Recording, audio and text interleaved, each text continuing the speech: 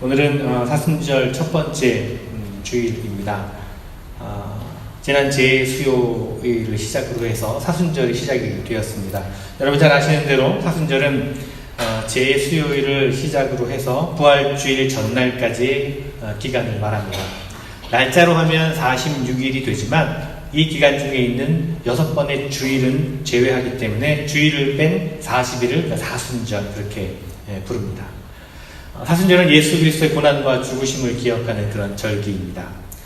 사순절을 지키는 중요한 이유는 죄인을 구원하시기 위해서 예수님께서 겪으신 그 고난과 죽으심을 우리가 기억하기 위해서입니다.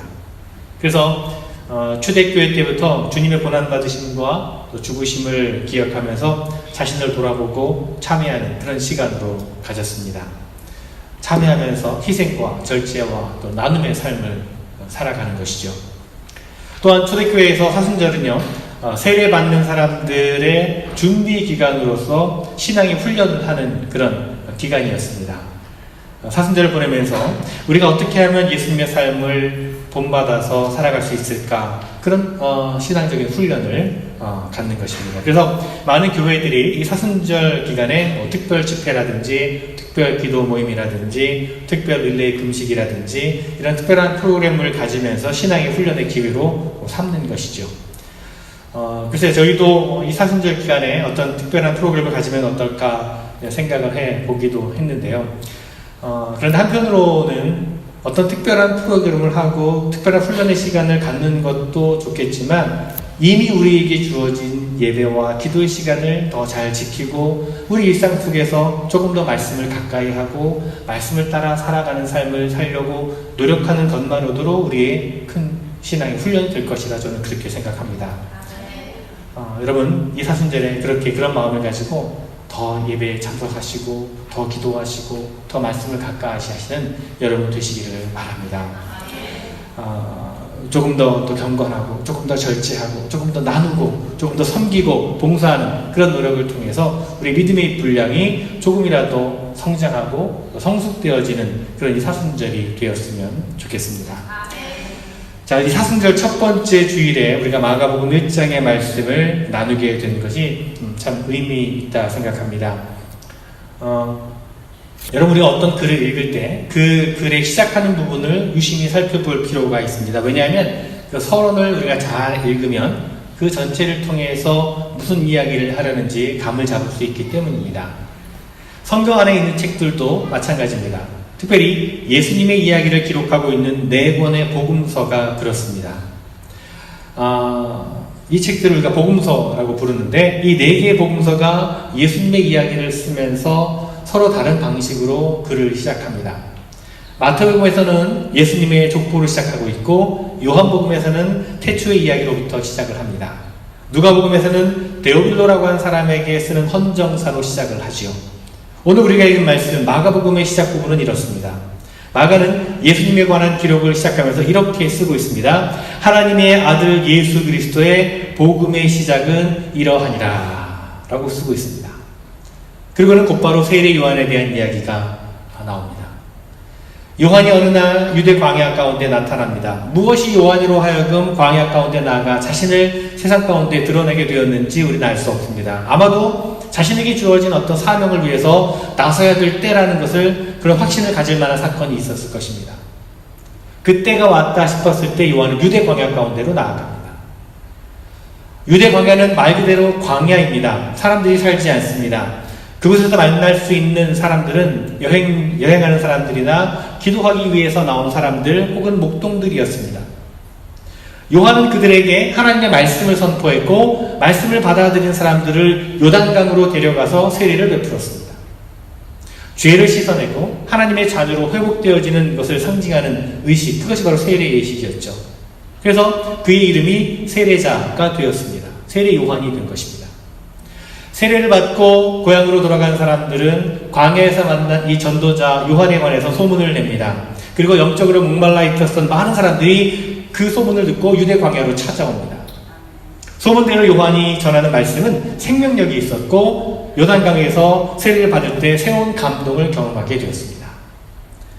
많은 사람들이 세례 요한을 따랐습니다. 그를 따르는 사람들은 대부분 유대 지방과 예루살렘에서 온 사람들이었습니다. 말하자면 도시 지역 사람들이었습니다. 그런데 그 무리들 가운데 유독 눈에 띄는 사람이 있었습니다. 외모로만 딱 봐도 달라 보이는 사람이 있었습니다. 유대나 예루살렘으로부터 온 사람들에게서 느낄 수 없는 그런 기운이 느껴지는 사람이었습니다. 그의 눈빛이 비범해 보였습니다. 요한은 그분이 성령으로 세례를 주실 분이라는 사실을 알아챘습니다. 나사렛 출신의 예수였습니다. 예수님이 세례를 받기 위해 요단강에 들어갔다가 나오자 신비한 일이 일어납니다. 하늘이 열리고 성령이 비둘기처럼 그분에게 임하시고 하나님의 음성이 들려왔습니다.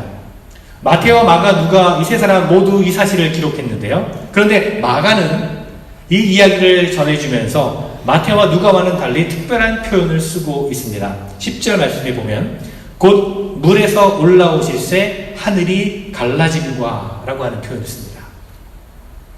우리말 번역에 하늘이 갈라짐과 보다는 영어 번역에 torn open이라고 하는 원문이 훨씬 더 뉘앙스에 가깝습니다. torn이란 찢어진다는 표현이죠.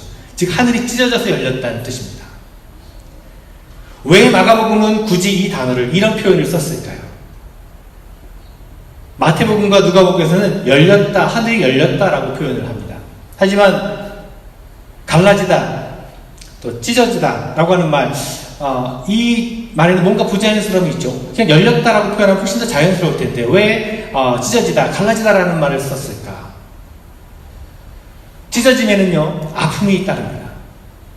찢는 사람과 찢긴 사람 다 아픕니다.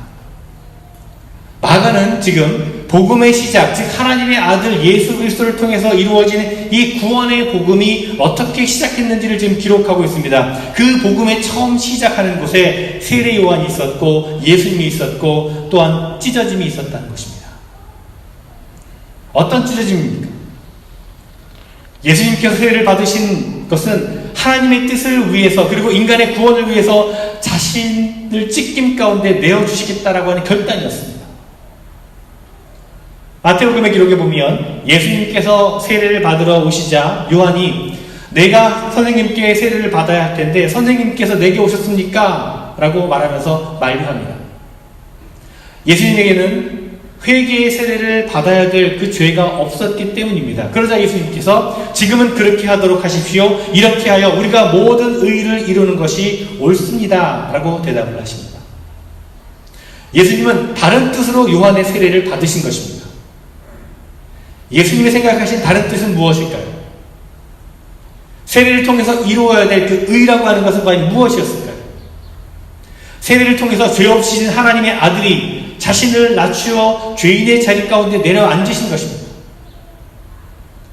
요한복음에서 세례 요한이 예수님을 처음 보았을 때 보십시오, 세상 죄를 지고 가는 하나님의 어린 양입니다 라고 외쳤습니다.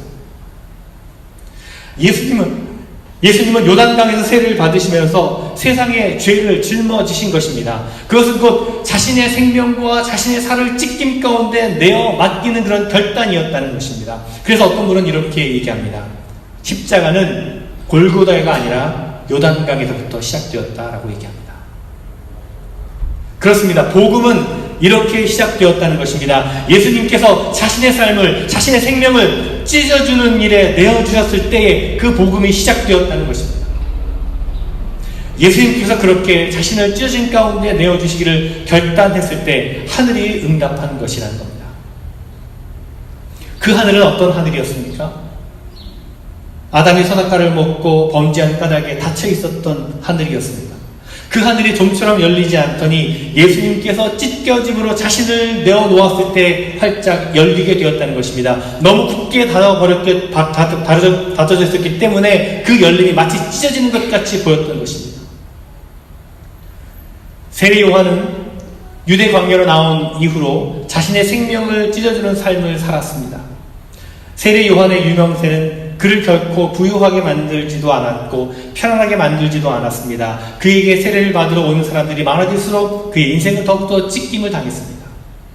오늘 말씀에도 나와 있듯이 그는 낙타토롯을 입고 메뚜기와 석청을 먹고 살았습니다.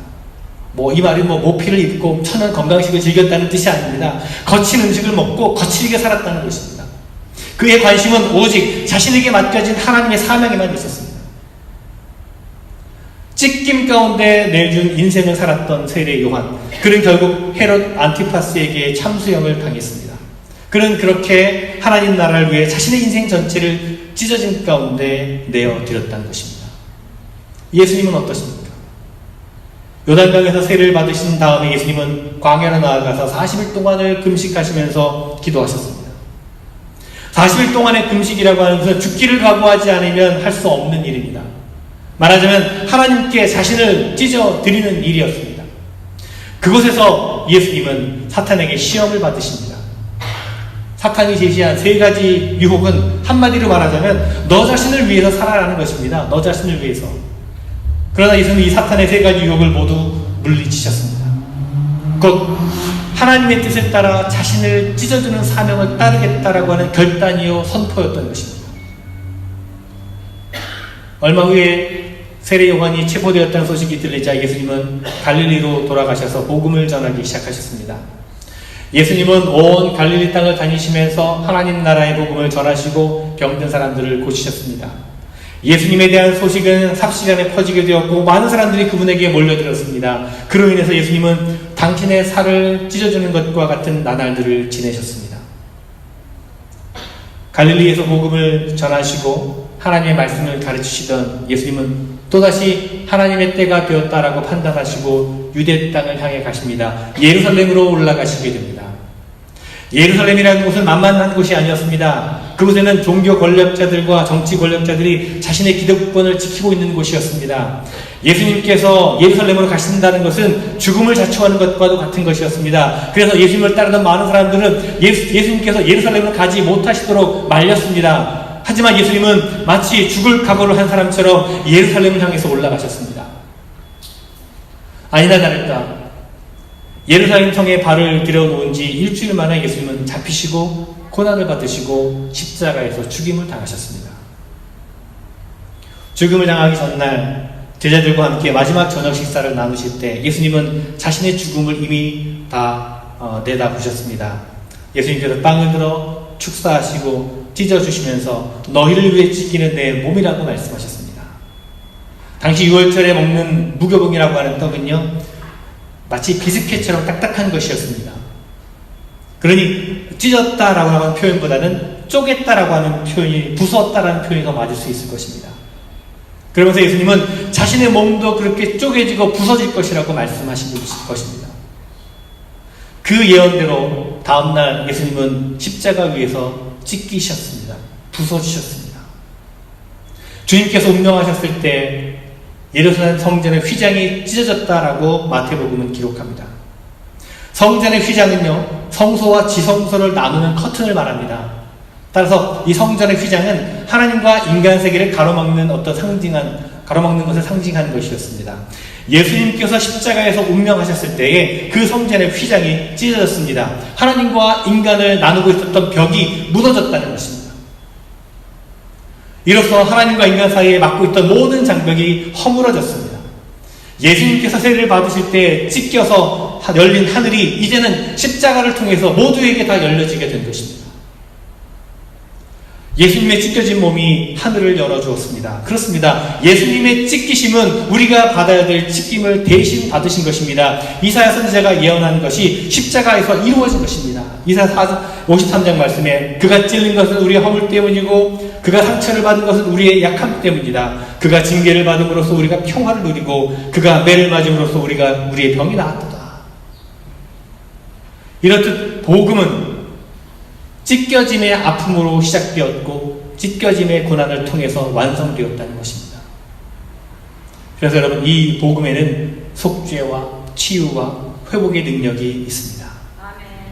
저희가 지난주에도 성찬 예식을 행했는데 우리가 성찬을 통해서 찢겨진 주님의 몸을 보고 찢겨진 몸에서 흐르는 피를 보게 됩니다. 믿음으로 성찬의 빵을 받을 때 그것은 주님의 그 찢겨진 살이 되어서 우리를 용서하고 치유하고 회복하는 능력으로 역사하게 되는 것입니다.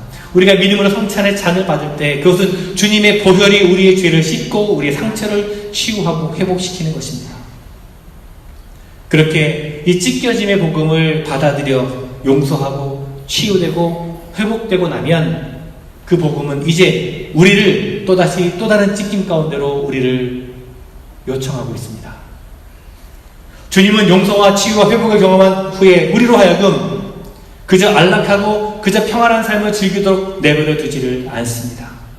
우리의 치유한 그 복음은, 우리를 치유한, 우리를 회복시킨 그 복음은 우리의 양심을 뒤흔듭니다. 예수 그리스도의 제자로서 자라기 위해서, 그리고 하나님의 뜻을 이루기 위해서 찢어야 할 것을 찢으라고 우리에게 또다시 요청하고 있다는 것입니다. 그렇다면 우리가 찢어야 될 것은 무엇입니까? 첫 번째로 복음은 내 자아와의 찢김을 요청하고 있습니다. 지금까지 우리의 삶의 주인 노릇해온 내 자아를 찢어내야 한다는 것입니다. 곧 자기를 부인하는 것입니다. 예수님께서 이렇게 말씀하셨죠. 나를 따라오려거든 자기를 부인하고 자기 십자가를 지고 나를 따라오너라. 여기서 부인한다라고 하는 말에 해당되는 헬라어는요, 나와는 상관이 없다고 인정한다라고 하는 뜻입니다. 그동안 내 삶의 주인 노릇했던 내 자아에게 너는 나와 상관이 없다, 이제 주인의 자리에서 내려와라 라고 그렇게 선포하라는 뜻입니다. 자아와 자신을 찢으라는 뜻입니다. 자아를 내려놓고 예수 그리스도를 주인으로 섬기고 따르라고 하는 말입니다. 그것이 그 자아에게는 고통스러운 아픔일 수 있습니다. 그 아픔을 견뎌내야만 복음이 내 안에서 살아 역사할 수 있다는 것입니다. 두 번째로 복음은 그동안 내가 즐기고 누렸던 것들과의 찢겨짐을 요청하고 있습니다.